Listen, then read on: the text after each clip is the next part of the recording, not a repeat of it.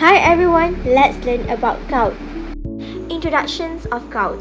Gout is a condition of inflammatory joint disease that caused by monosodium urate crystal that deposited in the synovial joints or other tissues such as connective tissues or kidney tissues.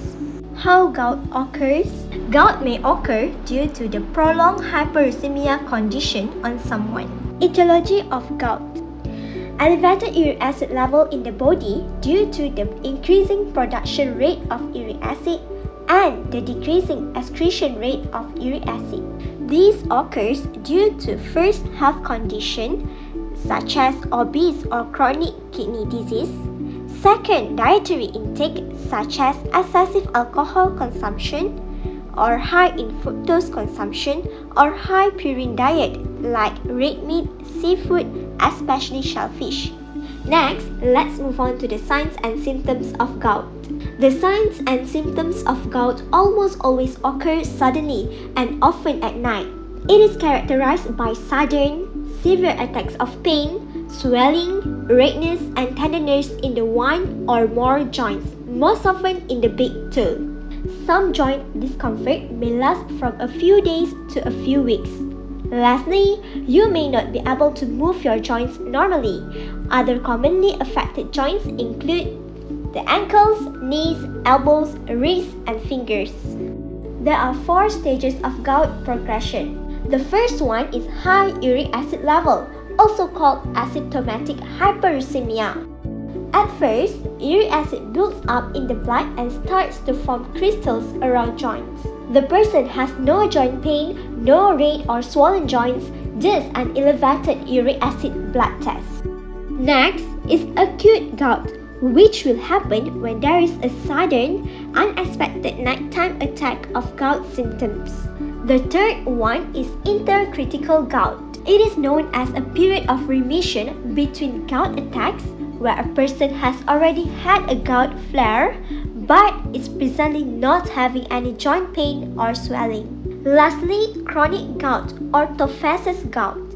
This is when the pain occurs frequently and tophi forms in the joint. Next, for nutrition assessment. It has 5 domains. First, client or patient history. Patient often has sudden and recurring attacks of painful arthritis with inflamed joints. It is mainly affected men over 30 and women after menopause. Genetic factors also mostly cause the disease. Second, anthropometric measurement. 2 indicator measurements used for gout are BMI and waist circumference. Weight gain and obesity can raise levels of uric acid in your blood, worsening gout symptoms. Third, biochemical data, medical tests, and procedures. Gout can be detected by blood tests and joint fluid tests. X-ray imaging and ultrasound are used to detect joint inflammation and uric crystals. Next, food nutrition related history. The history of excess consumption of food high in purine, alcohol, and sugary drinks can set off gout symptoms. Lastly, nutrition-focused physical findings. The appearance of the joint, the affected area looks red and shiny and there is considerable swelling. Metatarsophageal joint of the big toe, ankle, and finger joint. Through the technique, the joints feel hot and extremely tender. Also, the movement of the affected joint was restricted. Next, diagnosis of gout. The first way to diagnose gout is by the synovial fluid test or known as joint fluid test. Physicians perform electrocentesis where fluid is drawn from the joint using a needle to observe the presence of uric crystals that affect the joint. This method is considered as the gold standard in diagnosing gout. Next, a blood test to measure the uric acid level. However, this can be misleading because high level of uric acid sometimes does not mean gout. Other than a blood test, a 24-hour urine test can also be performed to measure uric acid level in the body. High level of uric acid in the urine indicates that the patient has gout. In addition, using ultrasound. Ultrasound can identify the crystal deposition in the joints and soft tissue. Lastly, X-ray imaging. It shows the deposition of uric crystal or any bone damage in the late stage of gout. Now, let's see the drugs used in gout management. Medication management of gout is classified into acute gout and chronic gout. For acute gout, the goal of this medication is to decrease pain and swelling of the joints affected. Here is the medication that can use for acute gout. Firstly, NSAIDs or non-steroidal anti-inflammatory drugs. It is able to quickly relieve the pain and swelling of an acute gout. NSAIDs act primarily by inhibiting COX enzymes, which simply leads to decreased production of prostaglandins. As a result, NSAIDs produce anti-inflammatory, antipyretic effects that help soothe joints pain and swelling. Common NSAIDs such as indomethacin, ibuprofen, COX-2 inhibitors such as celecoxib. Moving on to chronic gout. For chronic gout, there is uric acid lowering therapy. The goal of this medication is to lower the uric acid level. For example, allopurinol, which is the first-line treatment of gout that acts as a xanthine oxidase inhibitor. Based on the diagram, hypoxanthine is converted to xanthine and xanthine to uric acid by xanthine oxidase. Since allopurinol is a xanthine oxidase inhibitor, it can help reduce the uric acid level in the body. Thus, it can reduce the occurrence of gout symptoms. Next, let's move on to nutrition and lifestyle management. First, the nutrition management is reduce purine intake. It is one of the most widely accepted and recommended dietary approaches in managing gout.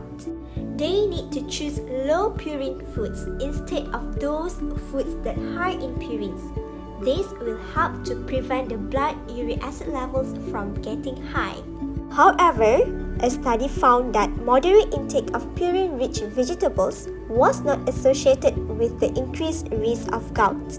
These are some examples of purine-rich vegetable and categories of purine. Patients with gout are recommended to consume less than 400 mg of dietary purines per day. When receiving nutritional therapy, purine-rich foods should be eaten in even lower quantities.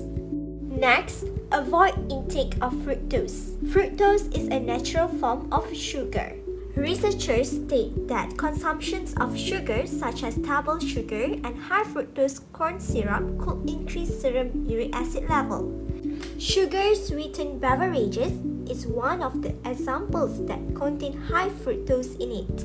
Although fructose is one of the main natural sugars found in fruit, it is best to avoid the intake of fruits that are high in fructose. Now is lifestyle management. Exercise regularly because it is important to prevent future gout attack.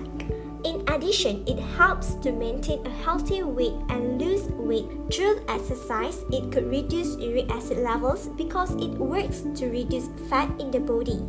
Exercise can also help you effectively manage stress, since stress can also trigger the gout attack. Lastly, it is important to lower the intake of alcohol. Alcohol is a source of purine. The highest purine in alcohol is beer, since it is made with brewer's yeast.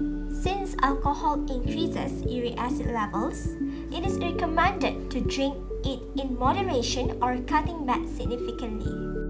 Let's now look at the next slide, which shows the diet suggestions for gout patient. What is a low purine diet? A low purine diet is a meal plan based on foods that are low in purine content. Purine is a substance that is found in foods and is produced naturally by the body. Purines are broken down by the body and changed to uric acid. The kidneys normally filter the uric acid and it leaves the body through the urine. However, people with gout sometimes have a build-up of uric acid in the blood. This build-up of uric acid can cause swelling and pain. There are actually many foods that you can eat if you are following low purine diet, such as whole grains. For example, wheat germ, bran, and oatmeal all contain moderate amounts of purine. But for those with gout, the benefits of eating whole grain foods far outweigh the risks. Second, Limiting foods with a high glycemic index. A 2016 study trusted source found that reducing the glycemic index lowered uric acid levels in the participants. Refined carbs like white bread, pasta, and white rice should be avoided. Although they are not high in purines or fructose, they are low in nutrients and may raise your uric acid levels. Third, fish and seafood. Fish and seafood are also common sources of purines.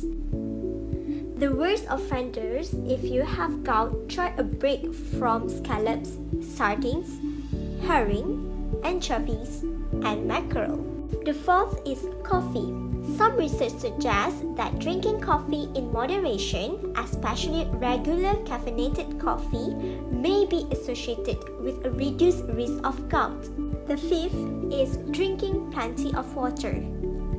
According to the National Kidney Foundation, you can reduce your risk for gout and kidney stones if you drink 8 glasses of water or more a day. It is because uric acid passes through your body via your urine. If you don't drink very much water, you may increase the buildup of uric acid in your body. Last but not least, try to choose wine instead of beer because according to recent research, it has a direct correlation with increased uric acid production because of its yeast. Here's what you might eat during a typical day on a gout diet. That's all, thank you.